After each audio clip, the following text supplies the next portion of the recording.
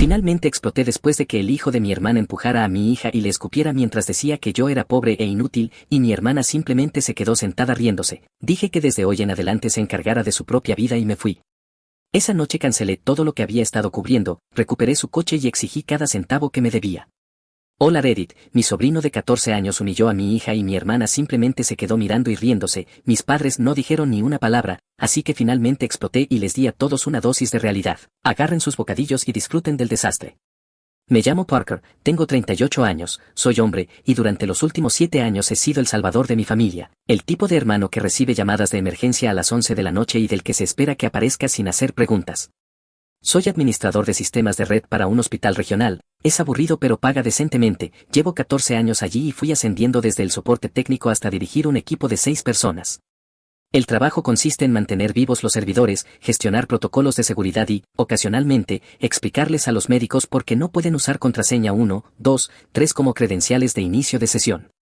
No es glamuroso, pero paga la hipoteca de nuestra pequeña casa de 3 dormitorios en los suburbios, la casa para la que mi esposa Eva y yo ahorramos durante más de 8 años mientras comíamos arroz y frijoles 2 veces por semana. Eva y yo tenemos una hija de 10 años llamada Trixie, es el tipo de niña que prefiere leer antes que ver televisión, que organiza su estantería por género y autor, que hace preguntas sobre todo y realmente escucha las respuestas. Vivimos a unos 40 minutos de la casa de mis padres, lo suficientemente lejos como para tener nuestra propia vida, pero lo suficientemente cerca como para que mi hermana Ethel todavía espere que aparezca cada vez que chasquea los dedos. Ethel tiene 34 años, 4 años menos que yo, pero de alguna manera ha pasado toda su vida adulta convencida de que el mundo le debe algo, tiene esa forma de hacer que todo gire en torno a ella, de retorcer cada conversación hasta que ella sea la víctima o la heroína, dependiendo de lo que le dé más puntos de simpatía. Se casó joven, pero el matrimonio no duró y se quedó con el niño. Su hijo Brian tiene 14 años ahora y básicamente es una versión más pequeña y más cruel de su madre, con un control de impulsos aún peor. Conduce un BMW X3 blanco en leasing, por supuesto, pero nunca menciona esa parte, solo publica fotos con texto sobre darse gustos porque se lo merece. Los pagos salen de una cuenta que configuré hace 4 años después de que me llamara sollozando diciendo que su crédito estaba arruinado y que no podía obtener aprobación para nada y que solo necesitaba un transporte confiable, para llevar a Brian a la escuela y para ir a trabajar. Yo firmé como aval y luego empecé a hacer los pagos cuando ella se saltó los primeros 3 seguidos y mi crédito empezó a verse afectado. El asunto con Ethel es que no es estúpida, en realidad es bastante astuta, sabe exactamente lo que hace cuando pide ayuda, sabe cómo plantearlo para que te sientas como un idiota si dices que no, sabe cómo hacer promesas que no tiene intención de cumplir y sabe cómo hacerte sentir como el villano cuando finalmente te das cuenta. Mis padres la adoran, siempre lo han hecho, era la bebé, la niña después de 3 chicos, la que tuvo el dormitorio de princesa y la fiesta de 16 años y las lágrimas en su boda, mientras que yo recibí un apretón de manos en mi graduación universitaria y una tarjeta con $20 dentro. Cuando Ethel anunció su embarazo a los 19 años, mis padres le organizaron un baby shower que costó más que toda mi boda. Cuando el año pasado me ascendieron a administrador senior, mi madre preguntó si eso significaba que podía ayudar a Ethel con el seguro de su coche. Así funcionan las cosas en mi familia, Ethel toma, yo doy, y todos fingen que esto es normal. Hace 7 años me llamó después de que su divorcio se finalizara, era un desastre, o al menos así sonaba, decía que su ex la había dejado sin nada y que necesitaba ayuda para volver a ponerse de pie, solo hasta que resolviera las cosas. Le creí, y ese fue mi primer error. Empecé con cosas pequeñas, cubrí su factura de electricidad durante unos meses, ayudé con las compras, pagué los útiles escolares de Brian, luego las solicitudes se hicieron más grandes, necesitaba un mejor apartamento, podía yo firmar como aval, quería volver a estudiar para obtener su licencia inmobiliaria, podía cubrir las tarifas del curso, necesitaba un coche, podía ayudar con el pago inicial.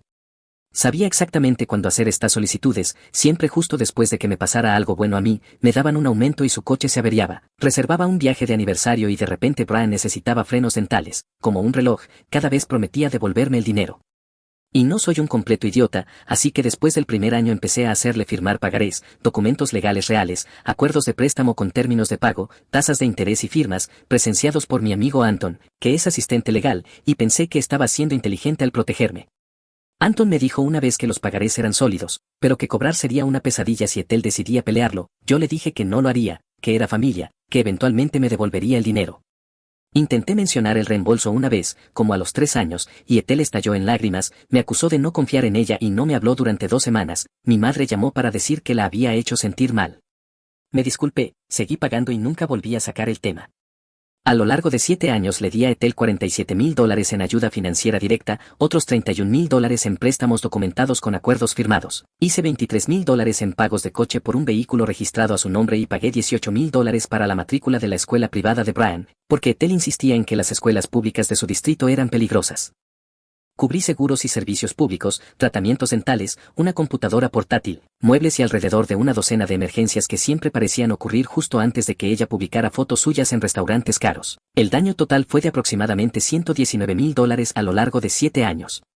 Una noche me senté con ese número, calculándolo por primera vez, hice una hoja de cálculo como el nerd profesional que soy, lo sumé 3 veces porque no lo creía. Eso es mucho dinero. Esos son fondos universitarios y ahorros para la jubilación y vacaciones que nunca hicimos. Eso es la renovación de la cocina que Eva quería y el techo nuevo que necesitábamos y el segundo coche confiable que seguimos posponiendo. Eso es el fondo de emergencia que nunca llegó a estar completamente financiado. Eso es la cuenta universitaria de Trixie que ya debería ser el doble de grande. Mientras tanto Ethel publicaba historias en Instagram sobre darse gustos porque se lo merecía. Nunca dije nada, nunca la confronté, simplemente seguía haciendo las transferencias y diciéndome que era temporal, ¿y qué obtuve a cambio? Ni un solo dólar de reembolso, ni gratitud genuina, obtuve cenas de los domingos en las que mis padres hablaban de cómo la carrera inmobiliaria de Ethel estaba despegando, mientras yo estaba sentado allí sabiendo que yo había financiado su licencia, sus materiales de marketing y sus primeros 3 meses de cuotas de escritorio, obtuve a Brian mirando a mi hija como si estuviera por debajo de él. Luego llegó la cena del domingo que lo cambió todo. Todos los domingos mis padres organizan la cena en su casa, ha sido una tradición desde que yo era niño, mi mamá cocina, mi papá preside desde la cabecera de la mesa y se espera que todos aparezcan y desempeñen su papel. Ese domingo en particular Eva no pudo ir, su madre estaba de visita y necesitaba ayuda con algunas citas médicas, así que solo fuimos Trixie y yo conduciendo hasta la casa de mis padres, llegamos justo a tiempo, Ethel y Brian ya estaban instalados en sus asientos, Ethel estaba desplazándose por su teléfono, apenas levantó la vista cuando entramos, Brian estaba jugando algún juego con el volumen al máximo, los efectos de sonido explotando por el comedor. Mi mamá había preparado su famosa cazuela de macarrones con queso, la que solo hace en ocasiones especiales, y también había puesto la mesa con la vajilla elegante. Noté de inmediato que solo había 4 cubiertos en la mesa principal, y a Trixie y a mí nos dirigieron a la mesa pequeña lateral cerca de la cocina, como un pensamiento de último momento. Sentí que se me tensaba la mandíbula, pero no dije nada. Trixie no pareció notarlo, simplemente sacó su libro, una novela de fantasía que estaba leyendo por tercera vez, y se acomodó en su silla. La niña podía desaparecer dentro de una historia como si nada más existiera. Mi mamá se acercó y arregló el mantel cerca de nosotros, luego hizo un comentario sobre cómo la mesa principal estaba quedando abarrotada y si no era acogedor sentarse junto a la cocina, como si fuéramos invitados en la fiesta de otra persona en lugar de una verdadera cena familiar. Todo empezó lo suficientemente normal, mi papá contó historias sobre sus compañeros de golf, mi mamá se desvivió por Brian preguntándole por la escuela y sus amigos y si quería más cazuela, Ethel habló de su último trato inmobiliario, algún condominio que decía que cerraría la próxima semana, soltando cifras que sonaban infladas y detalles que no terminaban de cuadrar. Yo me mantuve mayormente en silencio, comí mi comida, miré a Trixie leer su libro y conté los minutos hasta que pudiéramos irnos. Entonces Brian se aburrió, se levantó de la mesa, deambuló hasta donde estaba sentada Trixie y le arrancó el libro de las manos, lo agarró en medio de una frase y lo levantó como un trofeo. ¿Qué es esta basura para bebés, dragones y princesas? ¿Tienes 5 años? El rostro de Trixie se puso rojo, estiró la mano para recuperar el libro, pero Brian le empujó el hombro con fuerza, haciéndola caer hacia atrás en su asiento, luego lo sostuvo más alto riéndose, después lo dejó caer al suelo y lo pisó de verdad, frotando su zapatilla contra la portada. Yo ya estaba de pie antes incluso de darme cuenta de que me había movido, recógelo ahora mismo, mi voz salió más dura de lo que pretendía. Brian me miró como si me hubiera crecido una segunda cabeza, no estaba acostumbrado a que le dijeran que no, es solo un libro, relájate, tío Parker, recógelo. Ethel finalmente levantó la vista de su teléfono, su expresión pasó de aburrida a molesta, Parker, relájate, solo está bromeando. Arruinó su libro y lo va a recoger y a disculparse. Brian cruzó los brazos, no se movió, luego miró directamente a Trixie y dijo la frase que lo cambió todo, ¿por qué te importa siquiera? Ella es pobre, mamá dice que tu familia no importa. Fue breve y despectivo, la habitación quedó en silencio absoluto. Miré a Ethel, ella estaba sonriendo con suficiencia, realmente sonriendo, como si su hijo acabara de soltar una frase ingeniosa que ella le hubiera enseñado. Mis padres de repente encontraron el mantel fascinante, nadie dijo una palabra. Algo dentro de mí simplemente se rompió, años de morderme la lengua, de dejar que me pasaran por encima, de dar y dar mientras no recibía nada a cambio, todo me golpeó de una sola vez. ¿Hablas en serio ahora mismo?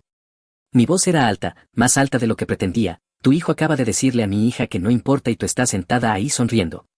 Ethel puso los ojos en blanco. Dios, Parker, cálmate, los niños dicen cosas, lo aprendió en algún lado. Señalé a Ethel, ella se rió, no hagas esto sobre mí, solo porque no puedes manejar un poco de honestidad, tal vez si no fueras un felpudo tu hija no sería tan sensible. Mi padre intervino, Parker, basta, siéntate, esta es una comida familiar, no un tribunal. Me quedé allí de pie por un largo momento, con las manos temblando. Trixie miraba su regazo tratando de no llorar, su libro seguía en el suelo, la huella del zapato visible en la portada. Caminé, recogí el libro y se lo entregué, luego miré a mi familia una vez más, nos vamos. Ethel se burló, que reina del drama. No respondí, tomé la mano de Trixie, salí por la puerta principal y no miré atrás. En el coche Trixie estuvo callada durante mucho tiempo, luego me preguntó algo que me destrozó, papá, ¿es verdad que somos pobres? Apreté el volante, respiré hondo, no, cariño, no somos pobres, solo no somos derrochadores, hay una diferencia. Ella sintió, pero pude notar que todavía estaba procesándolo, todavía tratando de entender por qué su primo diría algo tan cruel, todavía preguntándose por qué sus abuelos no la defendieron. No tenía buenas respuestas, todavía no, pero para cuando llegamos a casa ya había tomado una decisión, no dormí esa noche, simplemente me quedé allí en la oscuridad reviviendo cada momento de esa cena, cada sonrisa burlona, cada comentario despectivo, cada año de ser la billetera ambulante de la familia mientras me trataban como si no existiera.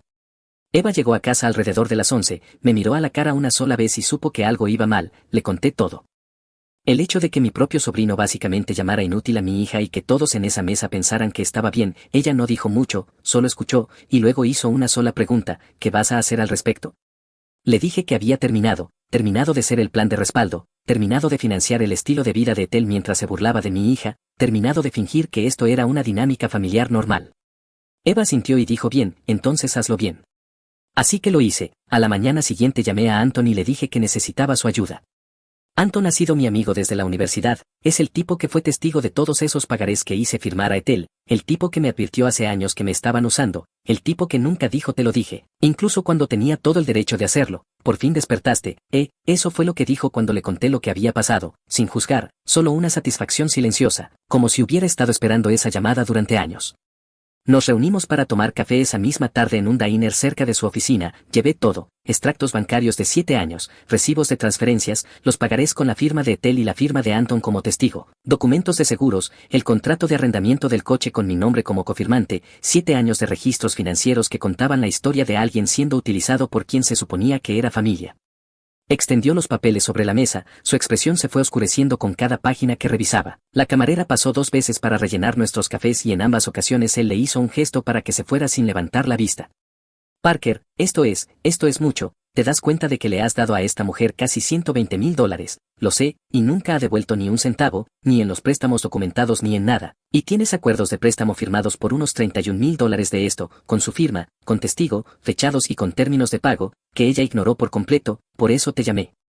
Anton se recostó en la silla, golpeando su bolígrafo contra la mesa. Mira, el trato es este, los acuerdos de préstamo son ejecutables, podrías demandarla en un tribunal civil, obtener una sentencia e intentar cobrar. Pero eso lleva tiempo, cuesta dinero y, si ella no tiene nada que valga la pena embargar, podrías ganar en el papel y no ver nunca $1, al menos no de inmediato. Pero la sentencia quedaría registrada y si alguna vez se endereza, si alguna vez tiene algo que valga la pena proteger, tú estarías primero en la fila. ¿Y el coche, el BMW? Anton sacó el contrato de arrendamiento y lo estudió un momento. Eres el cofirmante, tu nombre está en el papeleo y, si estoy leyendo esto bien, has hecho todos y cada uno de los pagos durante los últimos 4 años mientras ella ha hecho, déjame contar aquí, 0, 0, ¿correcto? Así que técnicamente tienes una base sólida aquí, a la compañía de leasing le importa una sola cosa, que se pague, y tú has sido quien ha pagado. Si te pones en contacto con ellos y explicas lo que está pasando, podrían estar dispuestos a trabajar contigo en una devolución iniciada por el cofirmante. No es común, pero sucede. Explícame el proceso, llamas a la compañía de leasing, explicas que quieres terminar tu acuerdo como cofirmante, ellos revisarán el historial de pagos, verán que has sido tú quien ha mantenido la cuenta al día y te darán opciones, o exigen que la arrendataria principal encuentre a otra persona que respalde su crédito, lo cual Ethel no puede hacer porque su crédito es basura, o te autorizan a entregar el vehículo tú mismo. Asentí, ¿y mis padres, qué pasa con ellos? ¿Qué pasa con ellos? Han permitido todo esto, han visto cómo ella me drenaba durante años y nunca dijeron una palabra. Anton se encogió de hombros, tus padres no son legalmente responsables de las deudas de tu hermana, pero si quieres cortarles el grifo, esa es tu decisión. Solo no esperes que lo entiendan, gente así ha construido toda su visión del mundo alrededor de la idea de que tú eres el proveedor y Ethel es la princesa, te van a culpar a ti. No espero que entiendan nada bueno, porque no lo harán, pero aquí está la cuestión, Parker. Anton se inclinó hacia adelante mirándome directamente a los ojos. Solo necesitas protegerte a ti y a tu familia. El resto de ellos puede resolver sus propios problemas por una vez. Pasamos las siguientes 2 horas construyendo un plan y, para cuando salí de esa cafetería, tenía una línea de tiempo y una estrategia. Y por primera vez en 7 años pude pensar con claridad. El lunes por la mañana empecé a hacer llamadas. Primero, la compañía de leasing. Expliqué que yo era el cofirmante de un contrato de arrendamiento de un vehículo, que había estado haciendo todos los pagos durante 4 años y que quería terminar formalmente mi acuerdo como cofirmante y organizar la devolución del vehículo. Al principio la representante estaba confundida, no era una solicitud típica, pero después de que expliqué la situación y les envié documentación que mostraba que cada pago había salido de mi cuenta, me transfirieron a su departamento de cuentas especiales. La mujer se llamaba Rachel, podía oírla teclear mientras hablaba, revisando los registros. Señor Harwell, estoy viendo el historial de su cuenta, usted ha hecho 47 pagos consecutivos por este vehículo, el arrendatario principal ha hecho 0. Eso es correcto. ¿Y usted quiere terminar su acuerdo como cofirmante? Sí. Bien, esto es lo que podemos hacer. Puede presentar una solicitud formal para retirarse como cofirmante, si el arrendatario principal no puede proporcionar un respaldo de crédito alternativo dentro de 30 días. El vehículo deberá ser devuelto a nosotros, o si usted puede traer el vehículo por su cuenta, podemos acelerar el proceso. ¿Qué quiere decir traerlo yo mismo? Si puede llevar el vehículo a una de nuestras ubicaciones autorizadas de devolución, podemos procesar la entrega de inmediato y cerrar su obligación como cofirmante. Necesitaría el consentimiento del arrendatario principal o demostrar que tiene base legal para tomar posesión. He hecho todos los pagos. Entonces diría que tiene un caso sólido. Puedo enviarle la documentación para una devolución iniciada por el cofirmante, es inusual, pero dado su historial de pagos no veo ningún problema de nuestra parte. Lo autorizaremos a recuperar el vehículo y llevarlo a nuestra ubicación de devolución más cercana, incluiré la dirección y las instrucciones. Llené los formularios esa misma tarde, los escaneé y los envié de vuelta, y recibí confirmación y autorización dentro de 2 horas. Rachel incluyó instrucciones por escrito sobre exactamente qué hacer y dónde llevar el coche. La siguiente llamada fue a la escuela privada de Brian, había estado pagando $500 al mes para su matrícula durante los últimos 3 años. Ethel me había dicho que era un préstamo y que me devolvería el dinero cuando empezaran a entrar sus comisiones inmobiliarias, pero nunca devolvió ni un centavo. La oficina de facturación de la escuela fue eficiente, expliqué que estaba terminando mi acuerdo de pago de terceros con efecto inmediato, pidieron confirmación por escrito, la envié y listo.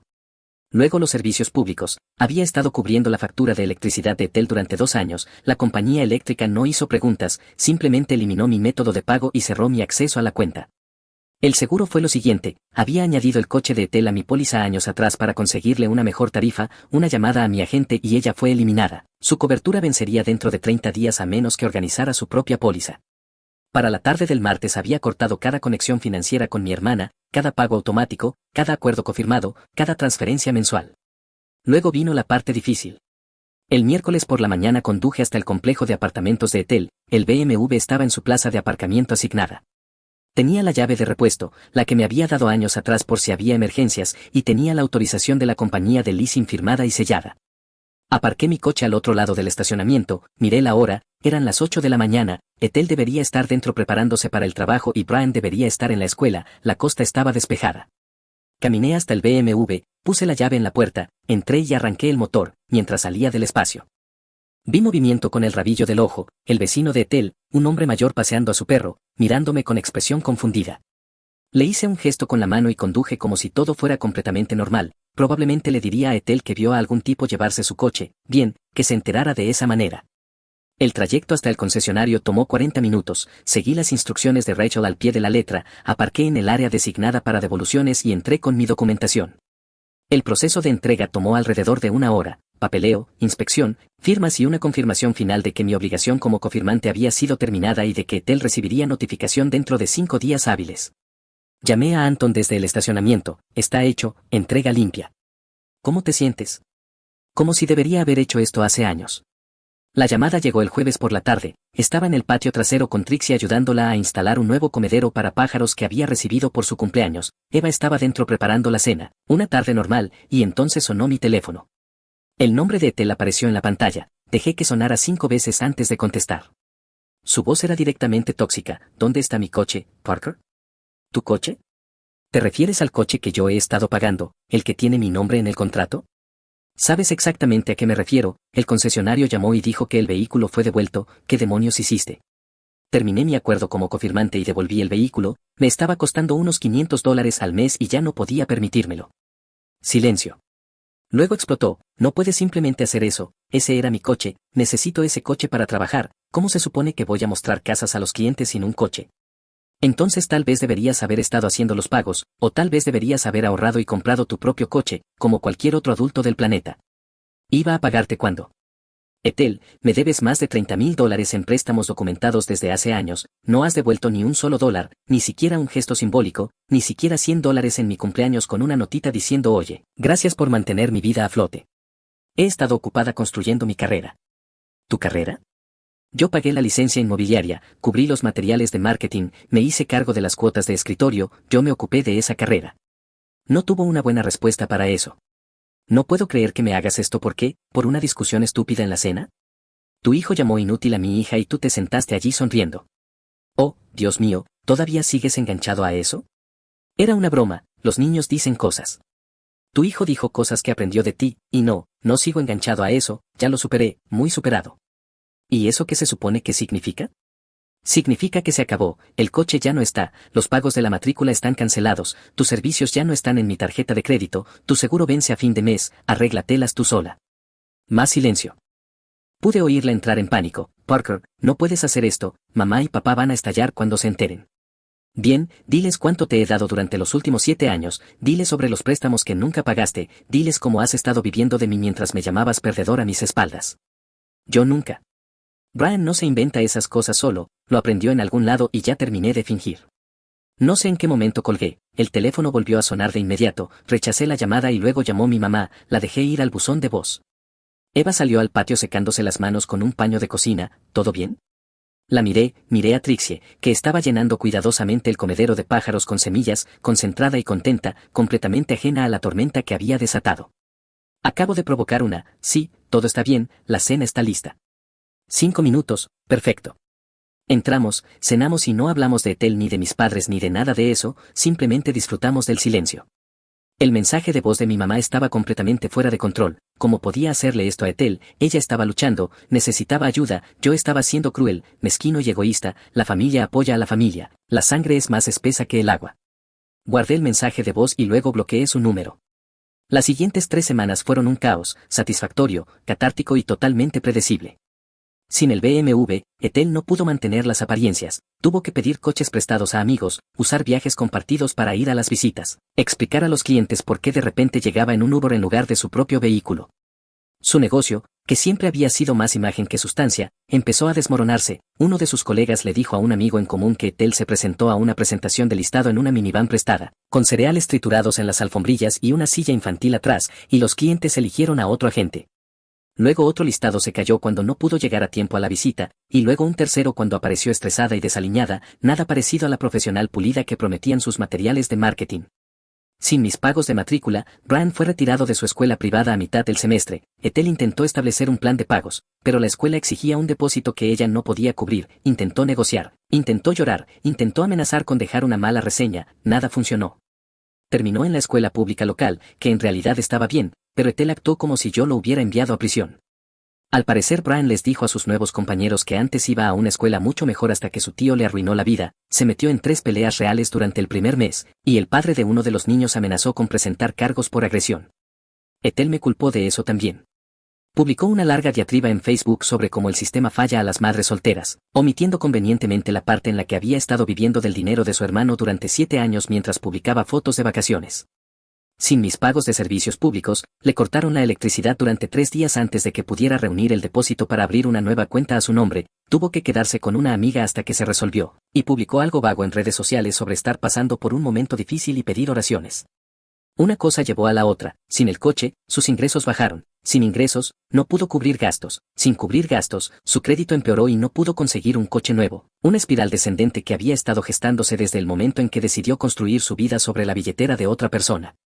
Anton me mantuvo informado sobre el lado legal. Ethel había consultado a 3 abogados distintos por el tema del coche, con la esperanza de encontrar a uno que le dijera que tenía un caso, y los 3 dijeron lo mismo. Yo no había hecho nada malo, la compañía de leasing.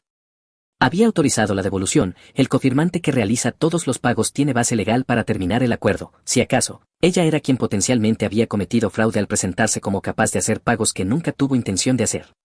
Los pagarés eran otra historia. Anton presentó la documentación para convertirlos en sentencias formales, reclamos menores para las cantidades inferiores a $10,000 y tribunal civil para los préstamos documentados de mayor monto. El proceso llevaría meses, pero las sentencias quedarían registradas y si Ethel alguna vez se ponía en orden, nosotros seríamos los primeros en la fila para cobrar. Le notificaron legalmente en su nuevo apartamento y, al parecer, perdió el control en el pasillo. Una semana después publicó un mensaje críptico sobre saber quiénes son realmente los tuyos, con la sección de comentarios llena de mensajes de apoyo de personas que no tenían idea de que me debía $31,000, incluso un par de familiares se sumaron. Lo que sea. Mis padres intentaron intervenir, aparecieron en mi casa sin avisar un sábado por la mañana, mi padre golpeando la puerta como si estuviera entregando una orden judicial. Para cuando bajé las escaleras ya estaban en la sala, mi padre caminando de un lado a otro con la cara roja, mi madre sentada en el borde de nuestro sofá con lágrimas ya formándose. Parker, esto ha ido demasiado lejos, tienes que arreglar esto. Yo todavía me estaba secando el cabello con la toalla y me tomé mi tiempo. Ustedes vieron a su nieto humillar a mi hija y no dijeron nada, y ahora se supone que yo siga financiando el estilo de vida de su madre. Ella es tu hermana. Y también es alguien que me ha quitado $119,000 durante 7 años sin devolver ni un centavo. Ninguno de los dos respondió. Mi madre cambió de estrategia, se le secaron las lágrimas. Bien, tal vez debería haber sido más agradecida, pero es familia, necesita ayuda. Entonces ayúdenla ustedes, son sus padres, escríbanle un cheque, avalen su próximo coche, sean la familia sobre la que no dejan de darme lecciones. Silencio. No tenían el dinero, nunca lo tuvieron, habían refinanciado su casa 2 veces, tenían las tarjetas al límite y habían vivido por encima de sus posibilidades durante décadas, por eso siempre habían señalado a Ethel en mi dirección. Salgan de mi casa y no vuelvan hasta que estén listos para disculparse con mi hija. Eva apareció en la puerta con los brazos cruzados, ya lo escucharon. Se fueron y se quedaron sentados en la entrada de la casa durante 5 minutos, probablemente esperando que yo saliera corriendo detrás de ellos. En lugar de eso me hice café. Anton me llamó esa tarde. Ethel había contactado a un abogado por el tema del coche, el abogado le dijo que no tenía ningún caso, la entrega había sido completamente legal, y que, si acaso, ella era quien me debía dinero, y ahora yo tenía las sentencias para probarlo. De verdad pensó que podía demandarte, al parecer fue a 3 abogados distintos intentando encontrar a uno que aceptara su caso. Es una locura, la pura audacia, esa es Ethel, nunca ha conocido una situación que no pudiera empeorar negándose a asumir cualquier responsabilidad. Anton se rió. ¿Sabes cuál es la mejor parte? Uno de esos abogados con los que habló me llamó y me preguntó si quería que él llevara tu caso contra ella, dijo que era pan comido. 6 semanas después de que corté todo, la vida cuidadosamente armada de Ethel estaba en ruinas, la agencia inmobiliaria para la que trabajaba la dejó ir, su corredor le dio 2 semanas de aviso y luego lo hizo inmediato cuando Ethel armó un escándalo en la oficina. Publicó otra diatriba vaga en redes sociales sobre traición familiar y relaciones tóxicas, sin dar nombres, con comentarios llenos de apoyo de personas que no tenían idea de que había estado viviendo de mí durante casi una década. El contrato de su apartamento llegó a renovación y no podía permitírselo, el alquiler era de $1,800 al mes, lo que siempre había parecido manejable cuando otra persona cubría su coche, los servicios y la matrícula de su hijo, pero sin esos subsidios las cuentas no cuadraban. Se mudó a un lugar más pequeño, en el lado equivocado de la ciudad, el tipo de edificio donde el pasillo siempre huele a humedad y el encargado nunca devuelve las llamadas, 2 dormitorios, sin lavavajillas, solo estacionamiento en la calle. Brian tuvo que cambiar de escuela otra vez. Mis padres invitaron a Ethel a mudarse con ellos, generoso en teoría, excepto que su casa ya era demasiado pequeña para ellos y estaban luchando con sus propias cuentas, la hipoteca estaba bajo el agua por su segundo refinanciamiento, las tarjetas de crédito al máximo y los ahorros para la jubilación casi agotados. En 2 semanas desde que Ethel se mudó, ya estaban a punto de matarse, 3 adultos y un adolescente en una casa pensada para 2, discusiones por los platos, el ruido y el espacio personal, mi madre llamando a sus amigas para quejarse de lo difícil que se había vuelto su vida, mi padre pasando más tiempo en el garaje solo para escapar de todos. Al parecer Ethel chocó su coche al salir marcha atrás de la entrada, no tenía seguro porque yo había dejado de pagarlo, y tuvieron que usar Uber para todo durante un mes, y por supuesto me culparon a mí. Empezaron a llamar de nuevo, no para disculparse, sino para rogarme que reconsiderara, que fuera razonable, que pensara en la familia, no atendí sus llamadas. Anton me ayudó a presentar la documentación para formalizar los préstamos pendientes, las sentencias se aprobaron sin oposición porque Ethel no podía permitirse un abogado para impugnarlas. $31,000 en préstamos documentados ahora estaban oficialmente registrados, y si alguna vez se ponía en orden, si alguna vez tenía bienes que valiera la pena proteger, nosotros seríamos los primeros en la fila para cobrar. Tal vez nunca viera ese dinero, pero el principio importaba. El registro de lo que había hecho y de lo que debía existía ahora, permanente e innegable. Mientras tanto, la vida empezó a mejorar para nosotros. Eva y yo finalmente comenzamos la renovación de la cocina que habíamos estado posponiendo durante años, encimeras nuevas, armarios nuevos, una isla de verdad con espacio para sentarse 3 personas. Llevamos a Trixie a la playa para un fin de semana largo, sus primeras vacaciones de verdad desde que tenía 6 años, siempre habíamos dicho que no podíamos permitírnoslo, siempre decíamos el próximo año, siempre priorizábamos ser responsables por encima de vivir de verdad. Trixie recogió conchas, construyó castillos de arena y me pidió que le leyera su libro en voz alta junto a la fogata, lo leí entero, capítulo por capítulo.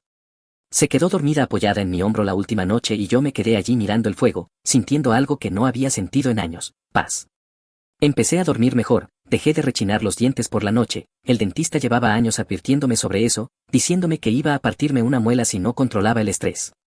Mi relación con Eva también mejoró, empezamos a hablar de verdad otra vez, no solo a coordinar horarios y gestionar logística. Salimos a citas solo los dos, como antes de que me convirtiera en el cajero automático de la familia. Reímos más, Trixie notó el cambio y empezó a preguntar si podíamos hacer más cosas en familia. Dejó de preguntar por la abuela y el abuelo, dejó de preguntar por la tía Ethel, los niños perciben ese tipo de cosas. Luego, en una fría tarde de martes a principios de febrero, Ethel apareció en mi puerta. Yo estaba en el garaje organizando herramientas, un proyecto de fin de semana que llevaba meses queriendo hacer, oí un coche entrar en el camino de entrada, un sedán viejo con el guardabarros abollado, óxido alrededor de los pasos de rueda, el motor haciendo ruidos que ningún motor debería hacer. Ella salió y se veía destrozada, el pelo recogido en un moño desordenado, la ropa arrugada, probablemente había dormido con ella puesta, ojeras oscuras bajo los ojos. La mujer segura y pulida que me había sonreído con suficiencia al otro lado de la mesa de mis padres había desaparecido, esta era alguien que por fin se había quedado sin personas a las que usar. Caminó hacia el garaje con los brazos rodeándose a sí misma por el frío, no la invité a entrar, ni siquiera me moví de la mesa de trabajo, solo la observé acercarse como si estuviera viendo a una desconocida. Empezó a hablar antes incluso de llegar hasta mí. Parker, por favor, sé que la cagué, sé que debería haber sido más agradecida, pero me estoy ahogando aquí, mamá y papá ya no pueden ayudarme, perdí mi trabajo la semana pasada, Brian está teniendo problemas en su nueva escuela, se está metiendo en peleas, bla, bla, bla. La dejé despotricar, apoyado en la mesa de trabajo, brazos cruzados, expresión vacía. Te estoy pidiendo una última oportunidad, solo ayúdame a volver a ponerme de pie, esta vez te pagaré, lo juro, firmaré lo que quieras. Ahora estaba llorando, la desesperación era real. No, Ethel. Parpadeó, ¿qué? No, Parker, por favor, te lo ruego, no tengo a dónde ir. No es mi problema. Soy tu hermana. Ya no. Se secó los ojos, su expresión cambió, la verdadera Ethel saliendo de detrás de las lágrimas, así que eso es todo, un comentario estúpido de un adolescente y tiras a la basura a toda tu familia. Ese comentario me mostró exactamente lo que piensas de mí, siempre lo has hecho. Yo nunca. Sí, sí lo hiciste. Me miró fijamente buscando ángulos, buscando palancas, sin encontrar ninguna. Vete a casa. Ethel. Parker. Vete ahora o haré que te saquen. Se quedó allí un momento más, esperando que me ablandara, que volviera a ser el felpudo con el que había contado durante 7 años, no lo hice. Finalmente se dio la vuelta, volvió a su coche y se fue. Observé hasta que las luces traseras desaparecieron, luego volví a organizar mis herramientas. Eva. Apareció en la puerta del garaje unos minutos después, vio el coche de Ethel, ¿estás bien? Tomé una llave inglesa y la puse en su sitio, sí, vino a pedir ayuda llorando, pero no te preocupes, no volverá a molestarnos. Eva sintió despacio y sonrió, bien. Volvió a entrar. Terminé de organizar el garaje, luego apagué la luz, cerré la puerta y entré para ayudar a Trixie con sus deberes. Estaba trabajando en un informe de lectura, su novela de fantasía favorita, extendida sobre la mesa de la cocina, el mismo libro sobre el que Brian había pisado todas esas semanas atrás. Ella siguió leyéndolo de todos modos. Los niños son fuertes así. La noche estaba tranquila, nuestra casa estaba cálida, mi familia estaba unida por primera vez en 7 años, ese silencio se sentía como paz. Si disfrutaste este video, por favor pulsa el botón de suscribirse, ayuda mucho al canal y nos permite traerte más y mejores historias, gracias. Cuando me negué a dejar que mi hermano niño dorado se mudara a mi apartamento, mi padre me acorraló en el estacionamiento de mi trabajo y me golpeó. Me dijo que haría lo que él dijera o estaría muerto para la familia, así que presenté cargos y vi a toda la familia explotar.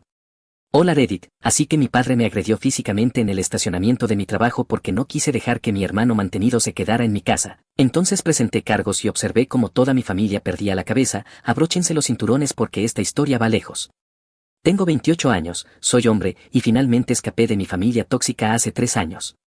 Mi hermano menor Nathan, de 25 años, es el niño dorado que nunca ha rendido cuentas por nada en toda su vida. Hablo de un nivel de favoritismo tan extremo que haría que un psicólogo conductual escribiera toda una disertación.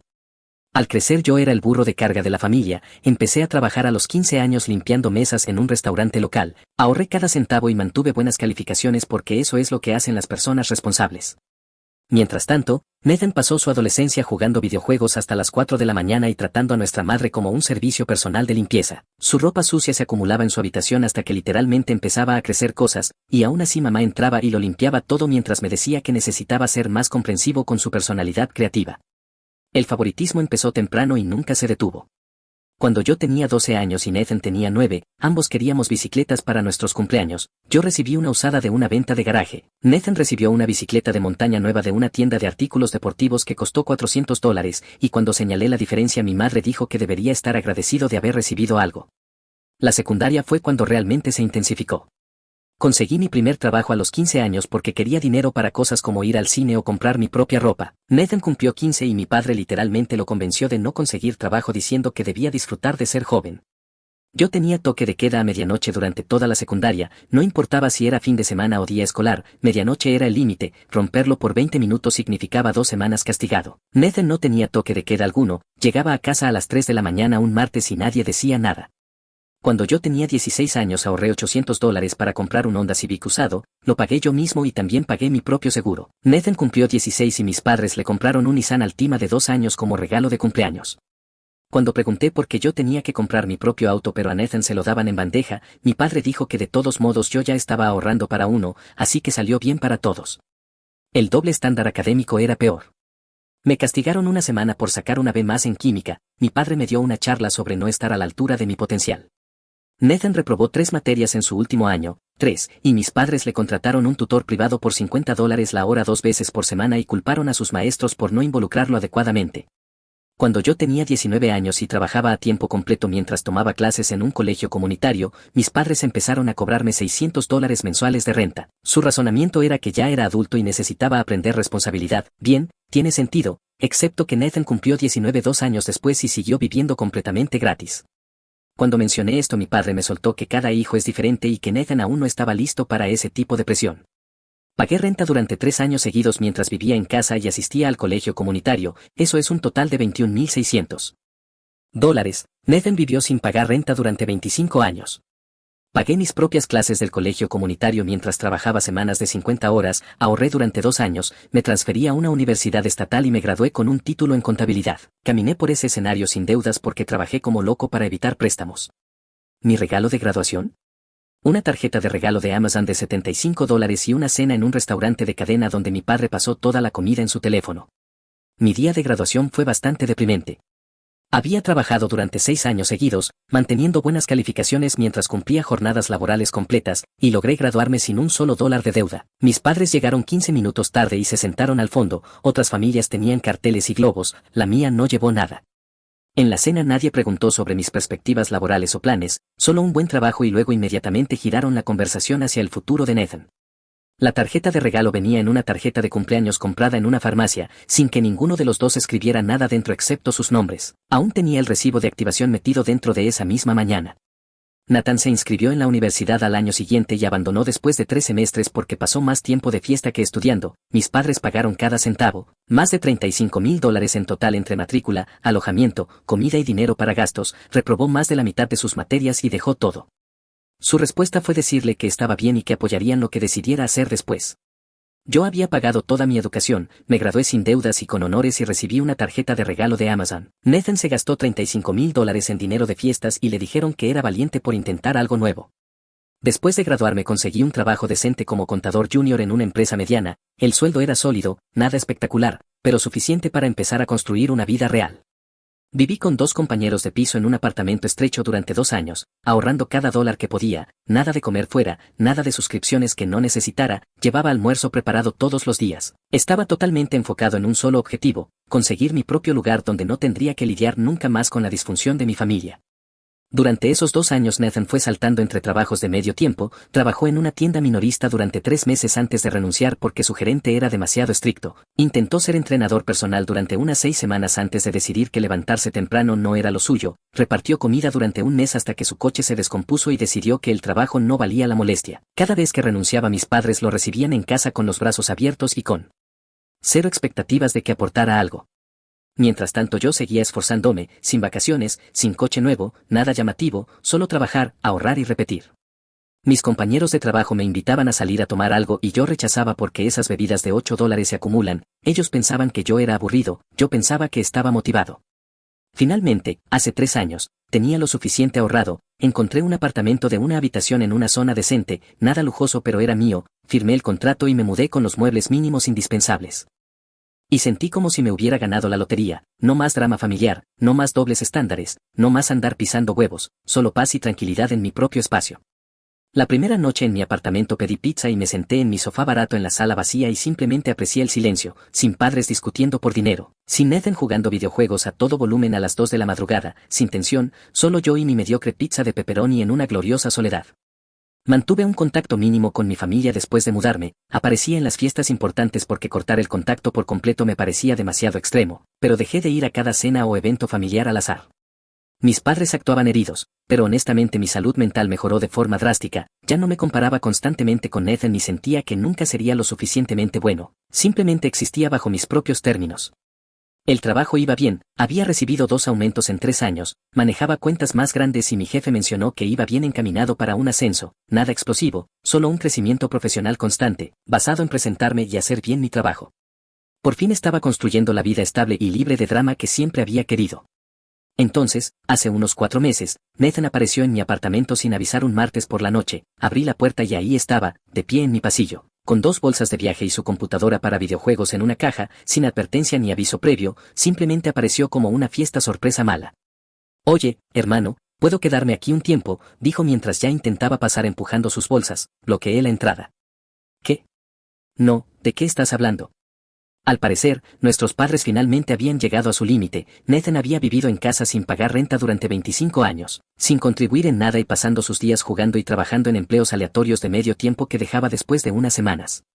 Mi padre se había hartado y le dijo a Nathan que tenía un mes para empezar a pagar $400 mensuales de renta o buscar otro lugar para vivir. Nathan, naturalmente, no hizo ninguna de las dos cosas, simplemente siguió viviendo allí gratis, asumiendo que papá estaba fanfarroneando.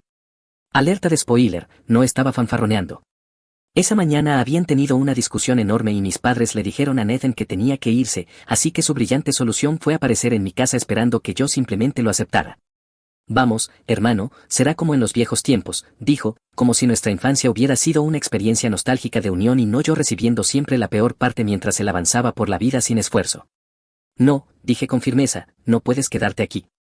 Su expresión pasó de amable a confundida y luego a molesta en unos 3 segundos. ¿Hablas en serio ahora mismo? Soy tu hermano.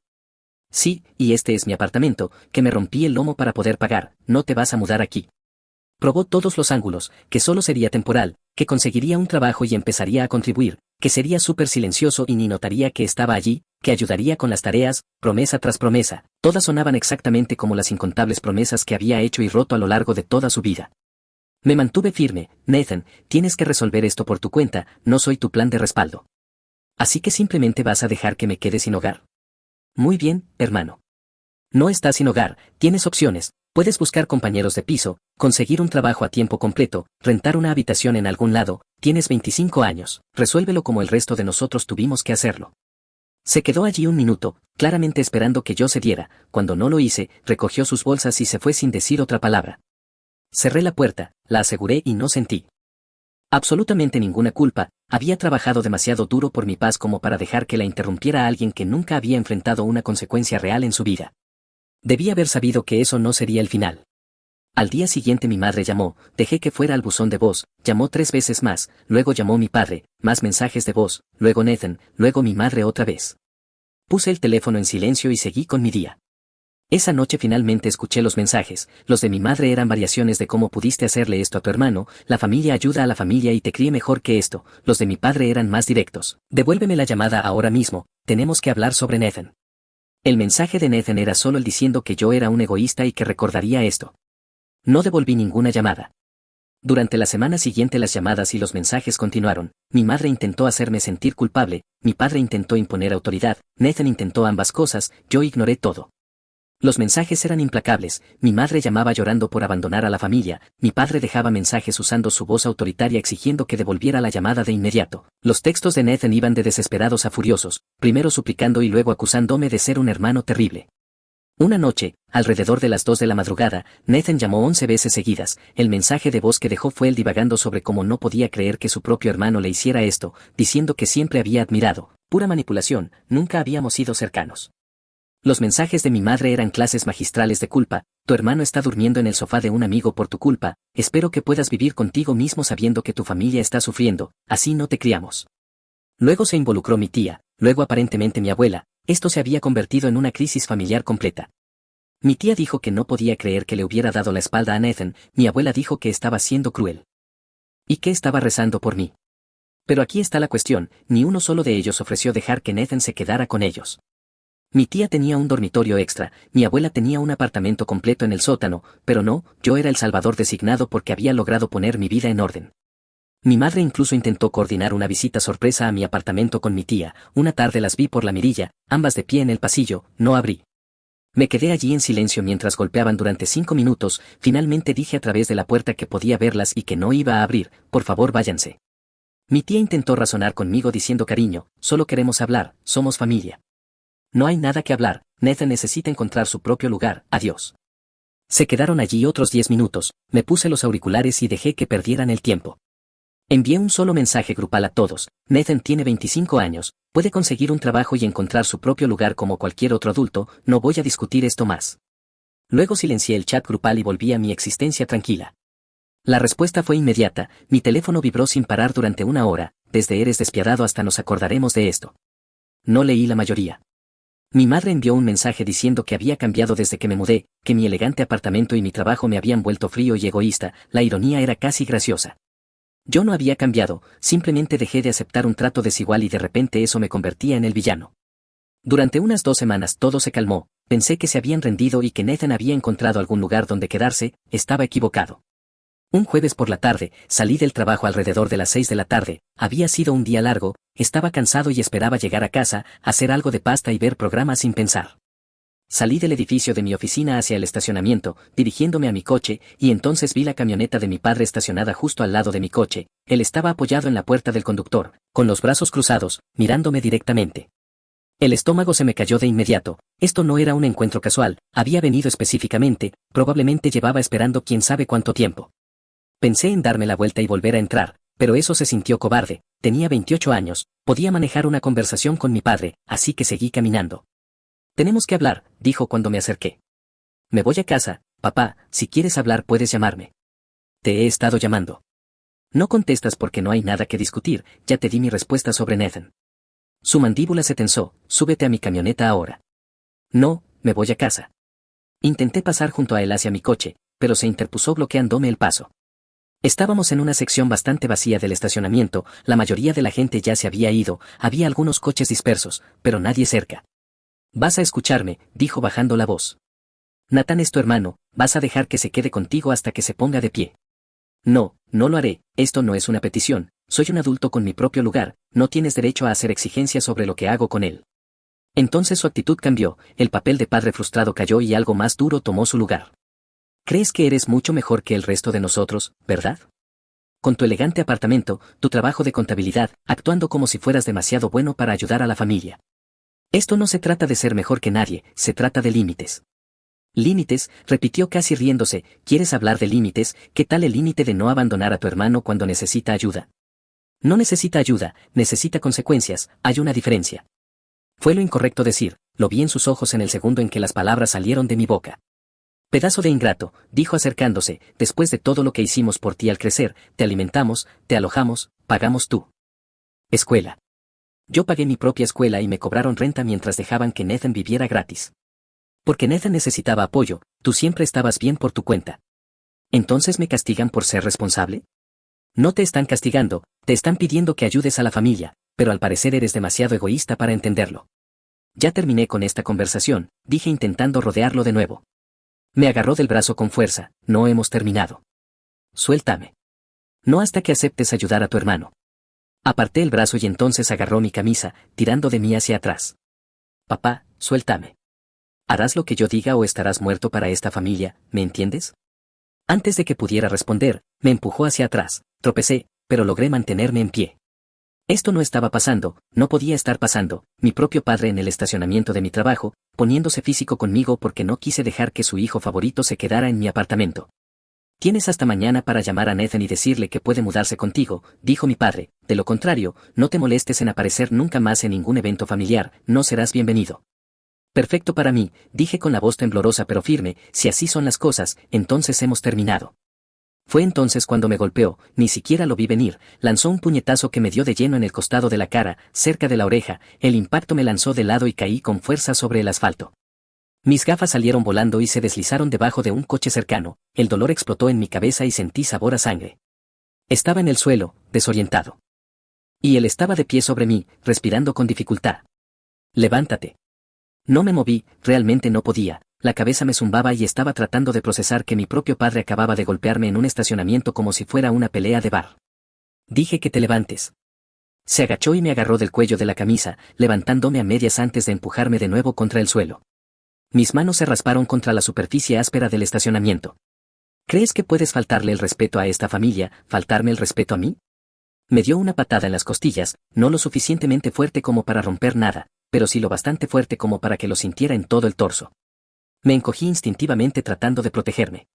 Vas a ayudar a tu hermano, dijo de pie sobre mí, porque eso es lo que hace la familia, y si no lo haces, entonces ya no formas parte de esta familia, ¿entendido? No dije nada, seguía en el suelo, todo me dolía y estaba repasando mis opciones. Devolver el golpe solo escalaría la situación, intentar correr sería inútil, así que simplemente me quedé allí. Después de unos segundos pareció darse cuenta de lo que había hecho, su postura cambió y se volvió menos agresiva. Mira, Nathan necesita esto, es tu hermano, deja de ser terco y haz lo correcto. Luego regresó a su camioneta, se subió y se fue, dejándome tirado en el estacionamiento, sangrando. Me quedé allí un minuto, quizá dos, solo respirando y evaluando daños, me dolía la cara donde me había golpeado, las costillas me ardían por la patada, las manos estaban raspadas por el asfalto, pero nada parecía roto. Solo estaba magullado, sangrando y absolutamente furioso. Lentamente me puse de pie, encontré mis gafas, por suerte no estaban rotas, y me las volví a poner. Revisé mi reflejo en la ventana de mi coche, tenía un corte en la mejilla que sangraba bastante y ya podía sentir cómo empezaba la hinchazón a lo largo de la mandíbula. Mi camisa de trabajo estaba rota en el cuello y tenía manchas de sangre. Me senté en el coche y me quedé allí un rato, las manos me temblaban y no dejaba de reproducir lo que acababa de pasar. Mi padre, el hombre que se suponía debía protegerme, acababa de golpearme en un estacionamiento porque no quise habilitar a mi hermano mantenido. Entonces algo hizo clic en mi cerebro y una calma extraña se apoderó de mí. Saqué el teléfono y llamé al 911. La operadora respondió y dije con total claridad que necesitaba denunciar una agresión, que mi padre acababa de atacarme en un estacionamiento. Les di toda la información, mi ubicación, mi nombre, el nombre y la descripción de mi padre, el número de matrícula, todo. La operadora dijo que enviaban agentes y preguntó si necesitaba una ambulancia. Dije que no, que podía conducir yo mismo al hospital si era necesario, pero que quería presentar un informe policial. 2 coches de policía llegaron en unos 10 minutos. Di mi declaración a los agentes, les mostré las lesiones y les conté exactamente lo ocurrido, que me había negado a dejar que mi hermano se mudara conmigo, que mi padre me había confrontado en mi lugar de trabajo, me había impedido físicamente irme y luego me había agredido cuando me negué a cambiar de opinión. Un agente tomó fotos de mi cara, de mis manos raspadas y del desgarro en mi camisa, el otro anotó todos los detalles, la información de mi padre, la línea de tiempo de los hechos y las amenazas que había hecho. Preguntaron si había cámaras de seguridad, las había, el edificio de mi oficina tenía cámaras que cubrían el estacionamiento. ¿Quiere presentar cargos?, preguntó uno de los agentes. Absolutamente. Parecieron un poco sorprendidos, al parecer, los casos de agresión familiar suelen terminar con la gente echándose atrás o intentando manejarlo en privado, pero yo fui totalmente claro, quería presentar cargos completos por agresión y lesiones, quería que quedara documentado y que se procesara. Los agentes dijeron que contactarían a mi padre y que probablemente lo arrestarían. Me preguntaron si me sentía seguro para ir a casa o si necesitaba quedarme en otro lugar. Dije que estaría bien, mi padre no sabía dónde vivía, nunca le había dado mi nueva dirección después de mudarme.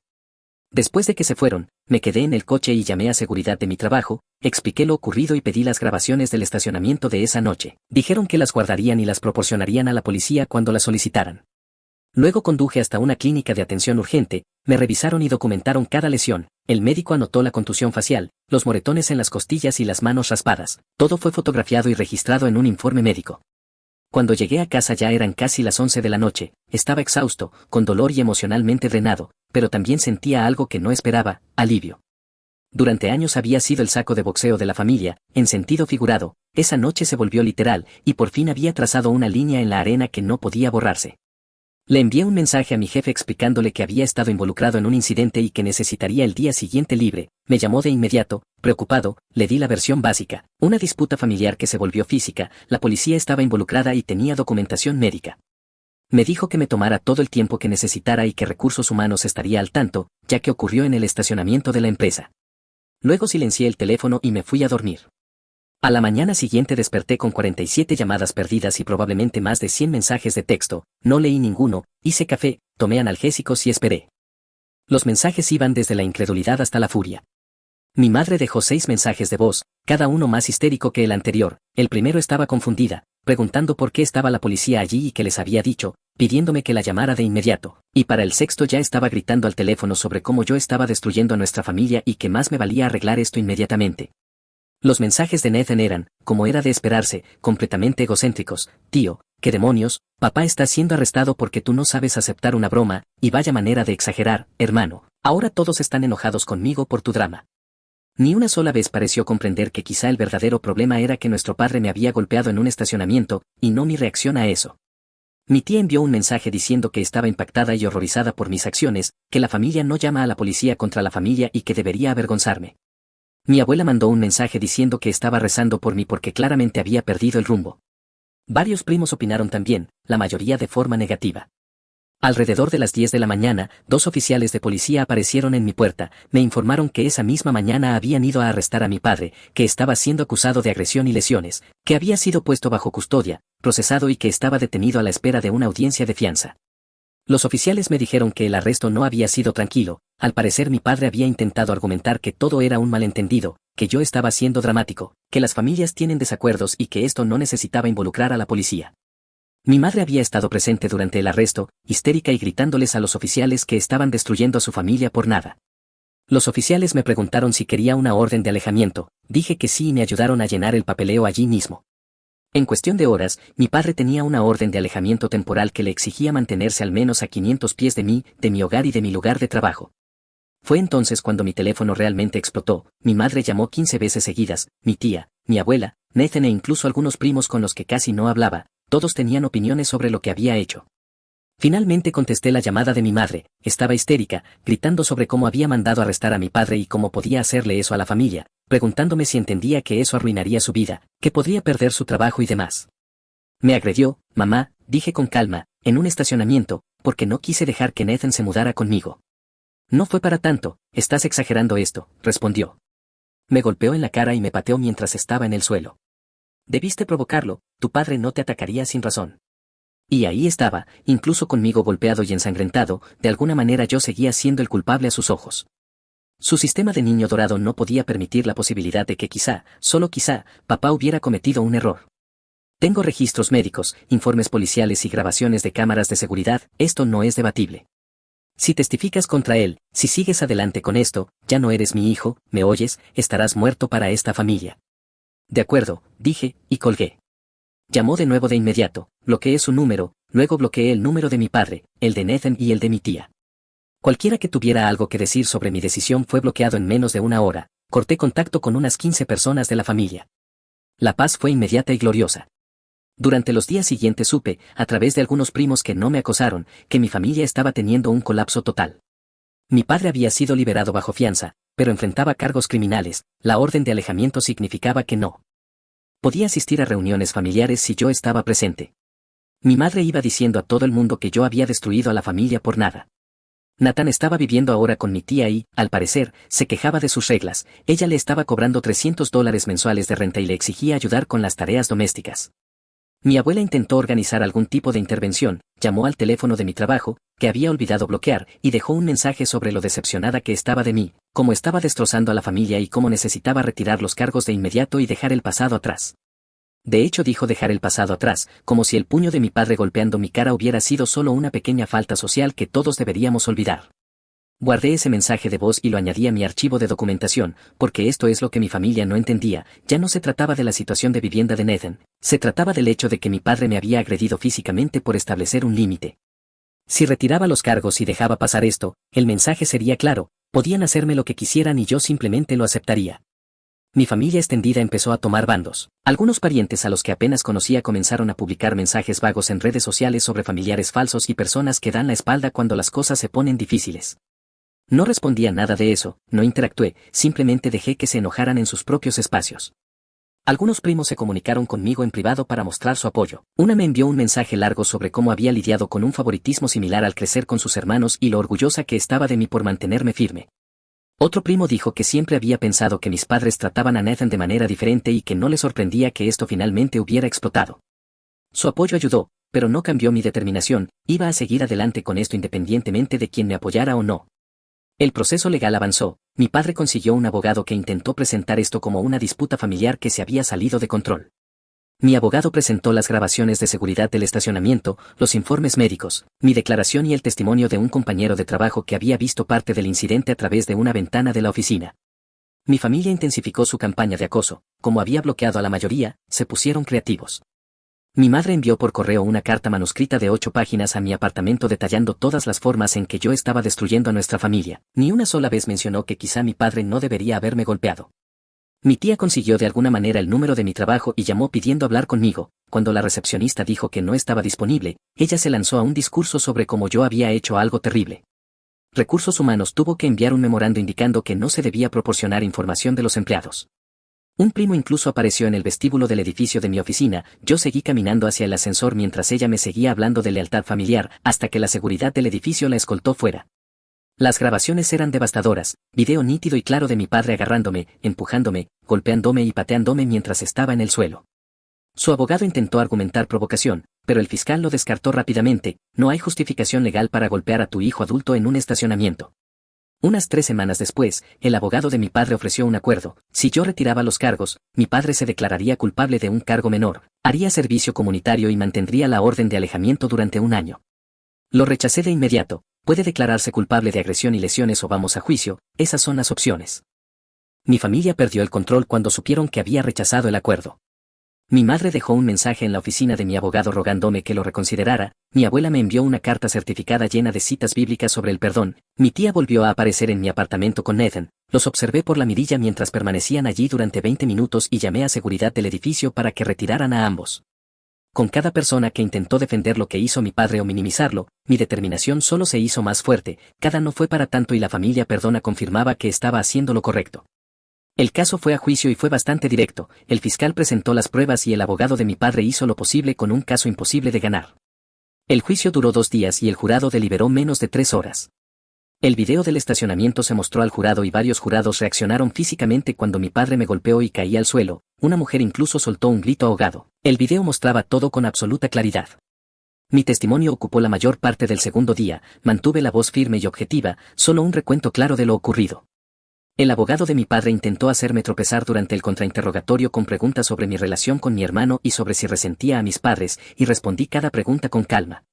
Veredicto, culpable en todos los cargos. Mi padre fue sentenciado a 6 meses en la cárcel del condado, con posibilidad de salida laboral, más 2 años de libertad condicional, clases de manejo de la ira y la orden de alejamiento fue extendida a 5 años. Además, tendría una condena por agresión en su historial de manera permanente. El día de la sentencia no se me permitió estar en la sala del tribunal debido a la orden de alejamiento, pero mi abogado me llamó inmediatamente después con el veredicto. Me senté en mi apartamento, en el espacio por el que había trabajado tan duro, y no sentí nada más que satisfacción. Las consecuencias familiares fueron nucleares. Mi madre me desheredó públicamente en redes sociales, publicó una larga diatriba sobre cómo yo había destruido a nuestra familia por orgullo y egoísmo, cómo había enviado a mi padre a la cárcel por un desacuerdo menor y cómo le daba vergüenza llamarme su hijo. Varios familiares comentaron dándole la razón. Tomé capturas de pantalla de todo, las guardé y no respondí a una sola palabra. Nathan intentó una última vez ponerse en contacto conmigo a través de un amigo, me envió un mensaje diciendo que se había mudado con nuestra tía, que había conseguido un trabajo en un almacén y que estaba intentando poner su vida en orden. Dijo que esperaba que yo estuviera feliz con lo que había hecho y que algún día lamentaría haber destruido a la familia por mi ego. bloqueé a esa persona también. 2 meses después de la sentencia supe, por medio de uno de mis primos neutrales, que todo se estaba desmoronando. Mi padre perdió su trabajo porque la condena por agresión significaba que no podía pasar la verificación de antecedentes para renovar su autorización de seguridad. Mi madre tuvo que tomar turnos extra para cubrir la hipoteca. Nathan fue despedido del trabajo del almacén después de 3 semanas por llegar tarde repetidamente y volvió a vivir sin pagar renta con mi tía, que al parecer estaba al límite. A los 3 meses mi tía llamó al teléfono de mi trabajo, el único número que tenía que yo no había bloqueado, y dejó un mensaje diciendo que Nathan había agotado su bienvenida, que ya no podía permitirse mantenerlo y preguntando si yo reconsideraría. Borré el mensaje de voz sin terminar de escucharlo. 4 meses después del juicio fui ascendido a contador senior, vino con un aumento del 20% y mi propia oficina. Mi jefe me llamó aparte y me dijo que la empresa apreciaba mi profesionalismo durante esa situación personal tan difícil y que la había manejado con una madurez impresionante. Más o menos al mismo tiempo empecé a salir con alguien que había conocido en una conferencia de trabajo, se llama Jennifer. En nuestra tercera cita le di un resumen básico de lo que había pasado con mi familia y su respuesta fue, bien por ti por protegerte, cualquiera que defienda la violencia no merece seguir en tu vida. Llevamos unos 6 meses juntos y ella nunca ha sugerido que deba reconciliarme con mi familia ni darles otra oportunidad, simplemente respeta que tomé una decisión y me mantuve firme. 6 meses después del juicio mi abuela falleció por causas naturales, nada dramático, me enteré por Facebook. No fui al funeral, mi madre publicó sobre cómo algunos miembros de la familia habían elegido no honrar su memoria y varias personas comentaron preguntando quién se saltaría el funeral de su propia abuela. Un primo con el que aún mantenía contacto me dijo que mi madre tuvo una crisis en el funeral, llorando sobre cómo su familia había sido destruida y cómo yo había destrozado a todos. Mi padre, al parecer, se sentó al fondo luciendo miserable, aún lidiando con el desempleo. Nathan llegó tarde y se fue temprano. Envié flores a la funeraria con una tarjeta que solo decía lo siento por su pérdida, y nada más, sin asistencia, sin drama, sin explicaciones. 8 meses después Nathan fue arrestado por conducir con la licencia suspendida, al parecer había acumulado muchas multas de tráfico sin pagar y su licencia llevaba meses suspendida, pero siguió conduciendo de todos modos. Mi tía pagó la fianza y lo echó de su casa al día siguiente. Él terminó mudándose de nuevo con mis padres. Me enteré de todo esto a través de mi prima, que me mantenía informado. Dijo que la casa de mis padres era una pesadilla, mi padre deprimido y furioso por haber perdido su trabajo, mi madre exhausta por trabajar turnos dobles y Nathan de vuelta en su habitación de la infancia, jugando videojuegos todo el día como si nada hubiera cambiado. Alrededor del primer aniversario de la agresión recibí una carta de mi padre, primero llegó a mi abogado, quien la revisó y luego me la envió. 3 páginas llenas principalmente de justificaciones, decía que lamentaba que las cosas se hubieran salido de control, pero que necesitaba que entendiera su perspectiva, que estaba bajo estrés, frustrado, que nunca quiso que las cosas escalaran así, que había completado el manejo de la ira y aprendido mejores estrategias para afrontar las cosas y que esperaba que algún día pudiéramos reconciliarnos. Ni una sola vez, en 3 páginas, dijo realmente estuvo mal que te golpeara. Archivé la carta con el resto de la documentación y nunca respondí. El mes pasado compré una casa pequeña, de 3 habitaciones, en un vecindario tranquilo a unos 30 minutos de mi oficina. Jennifer me ayudó a elegirla, aún no vivimos juntos, vamos despacio, pero ella tiene su propia llave y se queda la mayoría de los fines de semana. El día que cerré la compra de la casa estaba sentado en la terraza trasera con una bebida, mirando mi jardín, cuando sonó mi teléfono, número desconocido, contesté. Era Nathan. ¿Cómo conseguiste este número?, pregunté. No importa, mira, solo quería decir que lo siento, de acuerdo, por todo, por aparecer en tu casa esperando que me recibieras, por no haberte defendido cuando éramos niños, por todo. No dije nada. Papá ha sido un desastre desde el juicio, mamá se está matando a trabajar, la familia se está desmoronando y sé que es mi culpa, si me hubiera puesto las pilas hace años, nada de esto habría pasado. Tienes razón, dije, no habría pasado. Entonces, ¿hay alguna posibilidad de que podamos hablar, tal vez tomar un café o algo así? No. Vamos, hermano, lo estoy intentando, de verdad estoy trabajando en un empleo real ahora, pagando mi propia renta, haciendo todo lo de ser un adulto responsable, ¿eso no cuenta para nada? Bien por ti, eso es lo que deberías haber estado haciendo durante los últimos 7 años. Entonces eso. ¿Es todo? ¿Ya terminaste con todos nosotros para siempre? Nathan, papá me golpeó en un estacionamiento porque no quise dejarte quedarte en mi casa, mamá lo defendió, tú me enviaste mensajes llamándome egoísta, toda la familia me acosó por presentar cargos. ¿Por qué querría a cualquiera de ustedes de vuelta en mi vida? Se quedó en silencio un momento y dijo que pensaba que no sabía, que se suponía que las familias perdonan. Las familias tampoco se supone que se agredan, parece que los dos estamos lidiando con la decepción. Colgué, bloqueé el número y volví a disfrutar de mi terraza. Si te gustó este video, por favor pulsa el botón de suscribirte, realmente ayuda al canal y nos permite traerte más y mejores historias, gracias.